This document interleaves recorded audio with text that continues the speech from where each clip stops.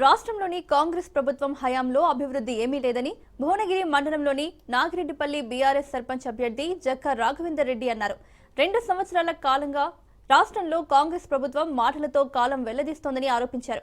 ఎన్నికల ప్రచారంలో భాగంగా గ్రామంలోని ఇంటింటికి వెళ్తూ గత 10 ఏళ్ల క్రితం కేసీఆర్ మంజూరు చేసిన అభివృద్ధి పనులు మాత్రమే కనిపిస్తున్నాయి తప్ప కాంగ్రెస్ చేసింది అభివృద్ధి ఎక్కడా లేదని అన్నారు.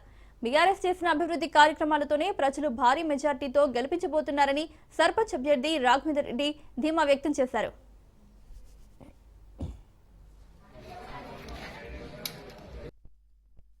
మేము గతంలో కూడా మా మిస్సెస్ సర్పంచ్గా ఉండడం జరిగింది.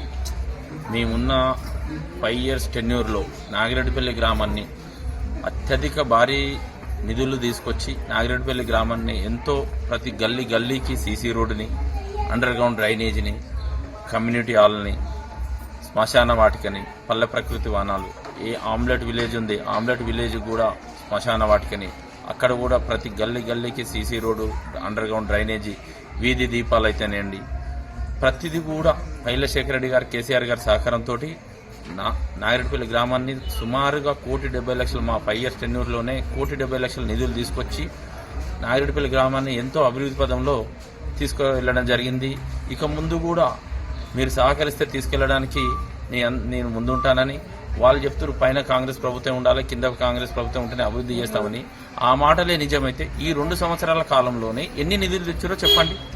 వాళ్ళకు ఉన్న టెన్యూర్ అయితే 2 సంవత్సరాల టైం వాళ్ళకు ఉంది. ఏం చేసేదో చెప్పండి. ఏమంటే ఇందిరా మిల్లు తెచ్చినామంటారు. ఇందిరా మిల్లు అందరికి ఇచ్చిర్రు. గ్రామ అభివృద్ధి కోసం ప్రత్యేకంగా ఏం తెచ్చారో చెప్పాలి. కానీ ఇందిరా మిల్లు ఏమనంటే ఇందిరా మిల్లు తెచ్చినామని చెప్తున్నారు.